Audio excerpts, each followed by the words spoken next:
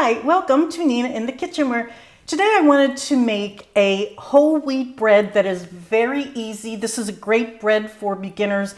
We'll go over all the variables, how you can change things up so that you can make a bread that's unique to you, what you like. So let's get started. Here are the ingredients. I have 2 1/3 cup of liquid, and I'll talk about that in a minute. That's 560 milliliters. I have 1.5 tablespoons of instant yeast. That's 16 grams. This is 1/4 cup or 4 tablespoons of honey, 4 tablespoons, 58 grams of unsalted butter, which I've melted and cooled. Now, if you're using salted butter, you might want to forego the 2.5 teaspoons of kosher salt. Then I have, think of this as the wet ingredients, and then these are the dry ingredients.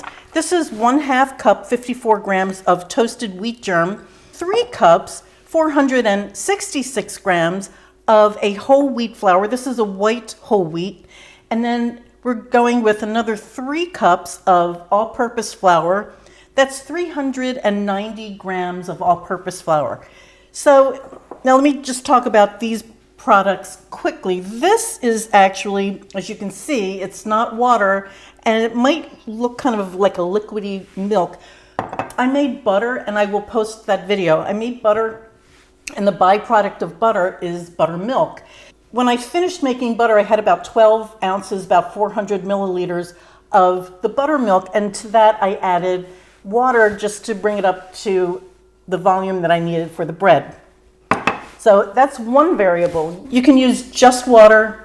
You can use milk. You can use a skim milk or a whole milk, whatever you want. If you add milk to something like this, you may need a little more yeast than the ones I gave you directions for. When you use a mixer, what you want to do is start with your liquids and then add flour to it so that you can control how much flour goes in there. Okay, let's get started. Enough talking. The water, milk, whatever you want to call this, is going all in, along with the honey. Here's another tip. In order to get this honey out quickly, I sprayed this bowl with a little oil so it pours right out. Instant yeast. Instant yeast is also known as rapid rise yeast. And what's nice about it is you can add it to your dry ingredients or you can add it to the wet, but you don't have to bloom it. So that saves you about 5 minutes and just easy, just goes right in. And then the butter. Now for the dry ingredients. The wheat germ goes in, and I'm putting all of the whole wheat flour. So we're just going to get this going. Once it forms a dough, I'm going to add the salt. You might want to just scrape it down. Right now, that's about 30 seconds into it, and it's made this sort of porridge looking thing. Yeast does not like salt, and what happens is the salt will actually slow down the rise of yeast. So you want the yeast to be happy. It likes sugar. The honey is in there. Here goes the 2.5 teaspoons of, this is a kosher salt. Here's a variation that I'm doing. This is 4 tablespoons of golden flax seed. You don't have to do this at all. This is just something that I'm doing. You can use other seed if you like. It'll be delicious. This is going in. Put this on your scale. Turn the scale on. Scales are different. This one should go to 0. It is. It's 0 grams is what it says. You can also just zero it out. That's called a tare feature. I want 390 grams of flour in here. And then that way, now, had I done this all the way through, I would not have dirtied any other bowl but this one. So it's a nice habit to get into. That's 140, and I said 390. I'm going to go up to about 290, and we'll see where the dough is.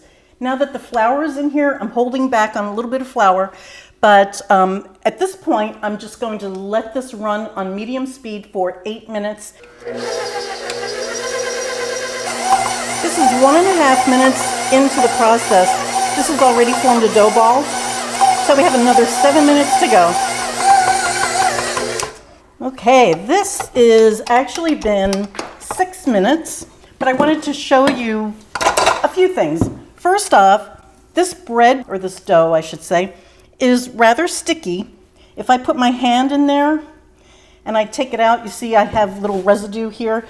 So I wanted to show you how you know when you have enough flour. First of all, I take a scoop and I know approximately how much flour I can play with, and then I'm generous with that amount. I probably don't even need half of this, but I'm going to, instead of keep putting my hand in the big bin, I'm going to just use this and just put a little flour down, just like that. My hand has flour on it. Flour both hands, flour the top, and I'm doing this because I know this needs flour. And what you do to knead bread is you pull the bread up, you stretch it up, you pull it over, and you push it away. And then I turn it, same thing. You push it up, same thing, you stretch it, pull it over itself, and I turn it. Stretch it, pull it over, and turn. Now, when you do that, what you're doing is developing the gluten. And I told you that I used all-purpose flour for this, and the reason is in a bread like this where it's what I would call an everyday loaf. In other words, it's not a ciabatta, it's not a bread where you want big holes like you would with an artisan bread, a baguette or something. In this bread, you want a sort of dense crumb that's moist. And so I don't need to develop those long gluten strands. All-purpose flour works fine. I'm not mashing into it, okay? Just sort of pushing it away, turn, push, turn. And I've stopped stretching it because the bread is almost there. Now when I touch the bread, I can touch it rather hard and there's nothing on my hands. It's tacky, but there's nothing that comes off on my hands. Same thing with the other side. I can touch it, I can push into it, and nothing's on my hands. So that's how you know that your bread has enough flour in it. Here's how you know that the dough has had a proper kneading, or it's kneaded for long enough. You press into it, and it will spring right back up. Press it again, you see it comes right back. So this is fine. This just needs to rest and double in size. You know, it's hard to tell people this is what it feels like. It's an experience that when you've done it a few times, you'll know a good dough from a dough that's too heavy. And again, it's tacky. As you can see, there's my fingerprints there. Tacky, but nothing's on my hands. And you see the surface is smooth. So this just has to rise. And I'm on a kick. I'm not going to wash another bowl. So I'm going to use the bowl that I used right on the machine and just put a little oil in it.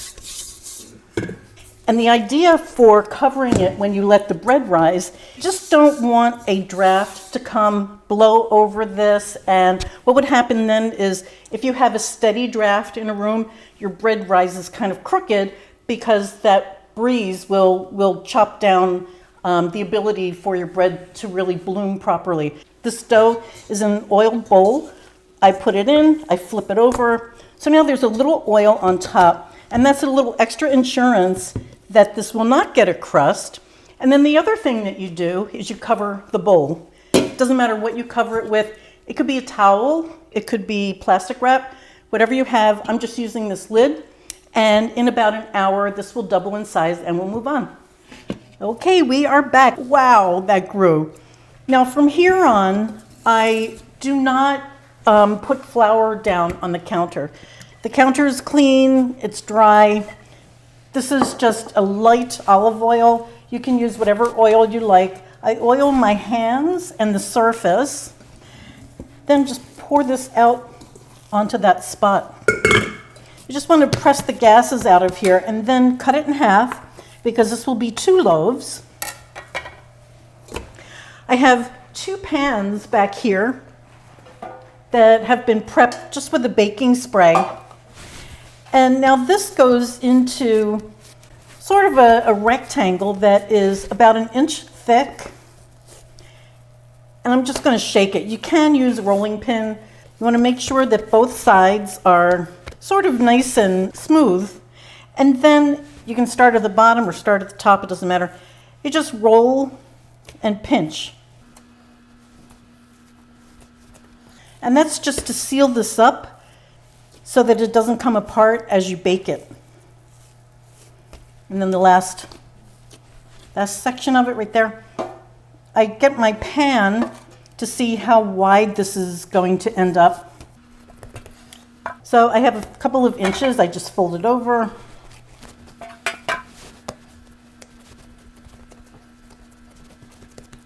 And that's how you make the shape of it. So here you have your seams, and that's going to be the downside. Here you have these seams, you just kind of squish them into place. And this will be the bottom of your bread. So the pretty presentation side is what will rise.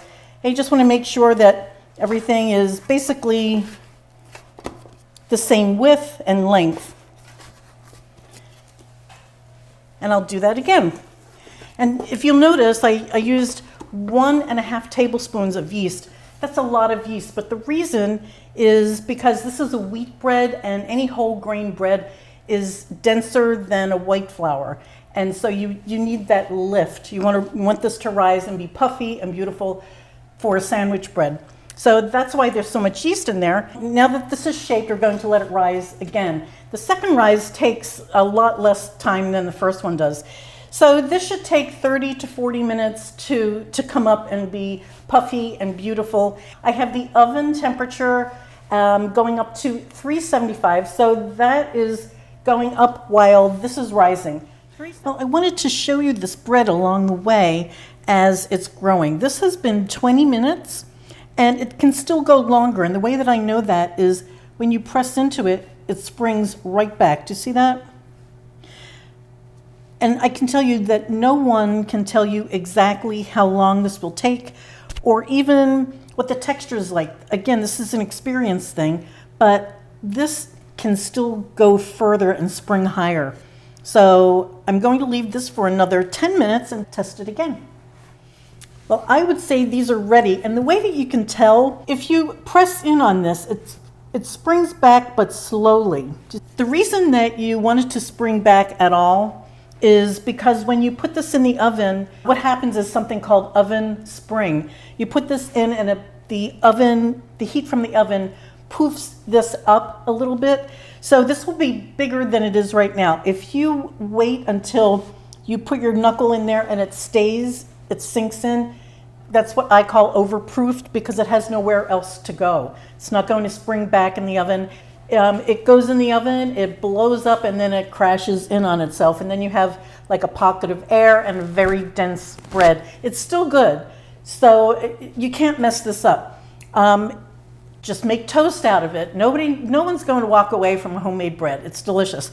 So this is going in the oven, 25 to 35 minutes. It'll be brown. It will smell amazing. And that's how you know it's done. If you're a thermometer person, it would be 205 degrees when you put a thermometer in it, 95 Celsius.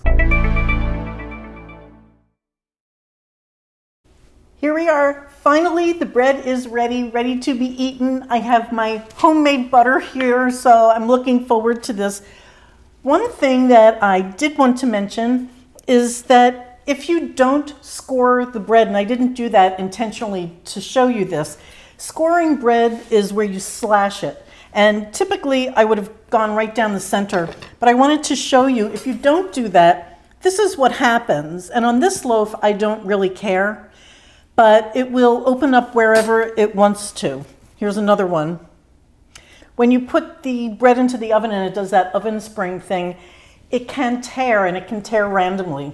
So these aren't bad, but sometimes, and especially if you're doing an artisan bread, you want to score your bread so that you control how it lifts. Anyway, let's cut into this, see what we have here.